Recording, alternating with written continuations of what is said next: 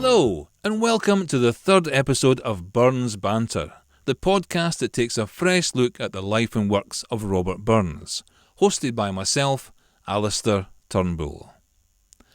In this episode, we're looking at one of Robert's most famous songs, a song called A Fond Kiss. Now, this song is all about two lovers who have only one more meeting and then they must part and go their separate ways. It's all in the first line of the song. The first line of the song is A fond kiss, which is one fond kiss, and then we sever, and then we part. So I'm going to ask some questions about this song. The first question is, who are the two lovers? The second question I'm going to ask is, why do they have to part? And then I'm going to read the original song to you, then I'll read a translation to you, and then I'll give you a little bit more information about what happened after that. So let's dive straight in and I'll ask the questions.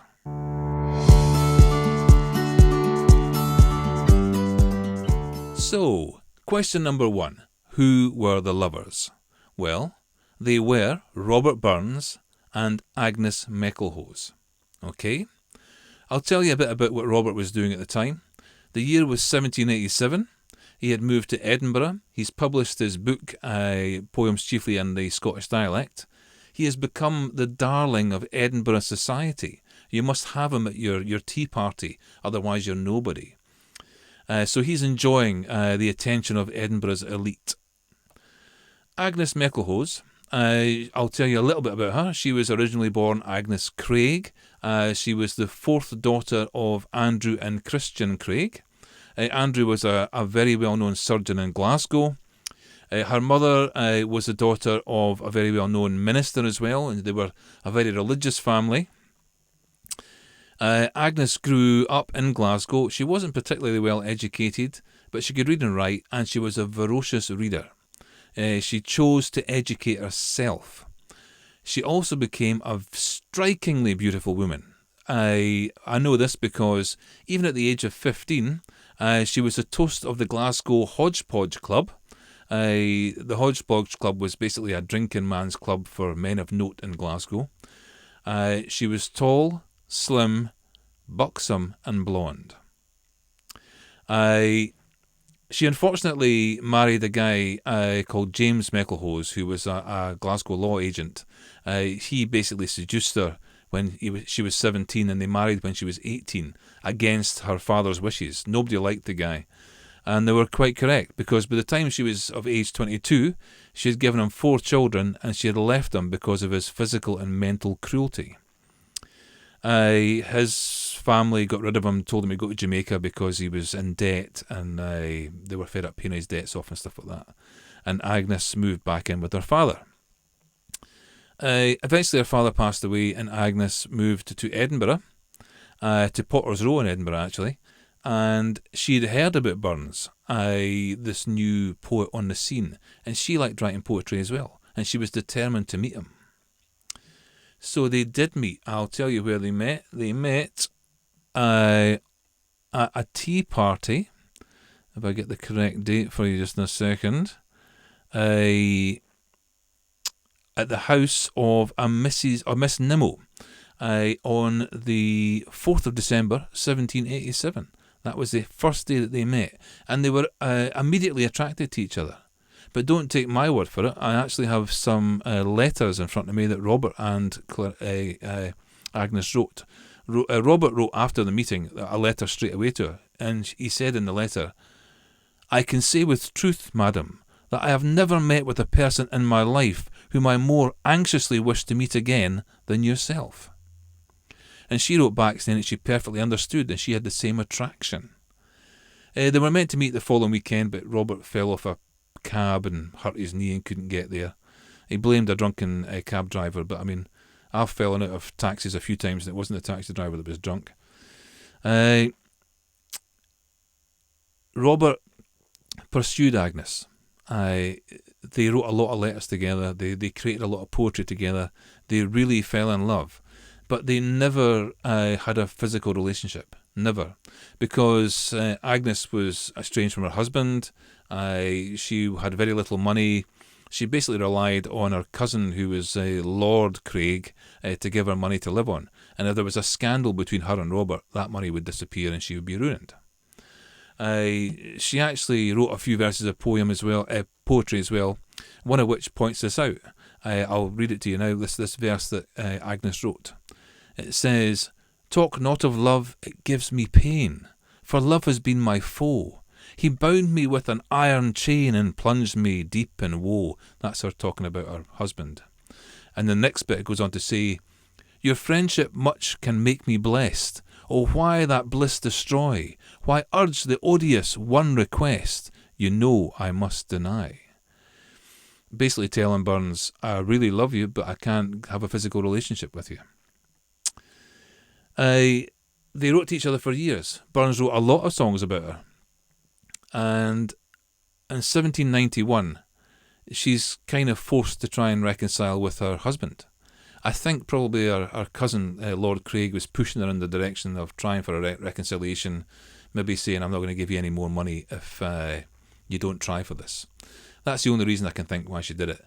So in 1791, she says to Robert, "I'm going to Jamaica. I'm going to try and reconcile with my husband."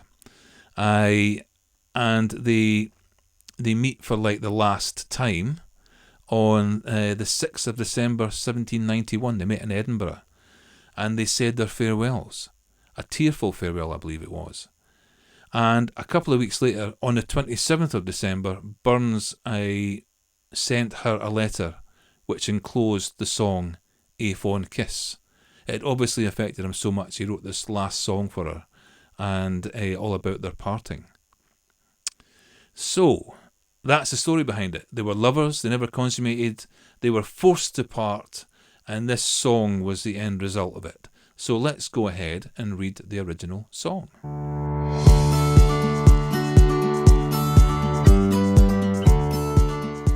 So here it is. "A Fond Kiss" by Robert Burns, written in 1791. A fond kiss, and then we sever. A farewell, alas, for ever. Deep in heart-wrung tears I'll pledge thee, warring sighs and groans I'll wage thee. Who shall say that fortune grieves him, while the star of hope she leaves him?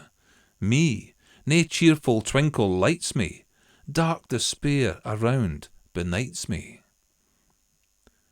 I'll ne'er blame my partial fancy, naething could resist my Nancy, but to see her was to love her, love but her, and love for ever. Had we never loved sae kindly, had we never loved sae blindly, never met or never parted, we'd ne'er be sae broken-hearted. Fare thee weel, thou first and fairest, fare thee weel, thou best and dearest. Thine be ilka joy and treasure, peace, enjoyment, love and pleasure.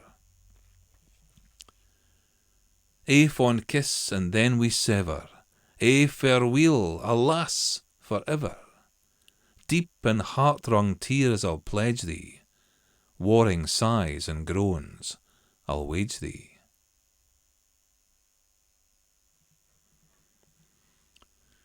Heartfelt loss comes across there. They do not want to part, but they are being ripped apart. So let's read a modern translation which will help to explain some of the words in there that you might not understand. So here is a modern translation of A Fond Kiss. It's in my book, Robert Burns Women, which is available on Amazon as an ebook, a paperback, and as an audiobook as well.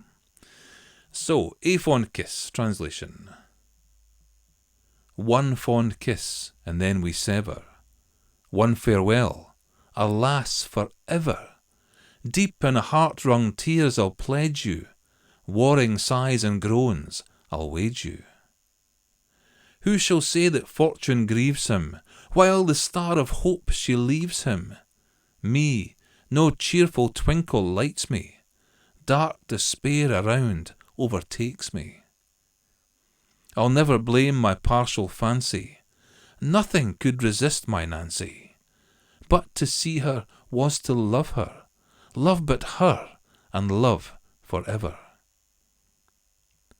Had we never loved so kindly, had we never loved so blindly, never met or never parted, we'd had never been broken-hearted. Fare you well, you first and fairest, fare you well, you best and dearest. Yours be every joy and treasure, peace, enjoyment, love and pleasure. One fond kiss, and then we sever. One farewell, alas, forever. Deep and heart-wrung tears I'll pledge you, warring sighs and groans I'll wage you.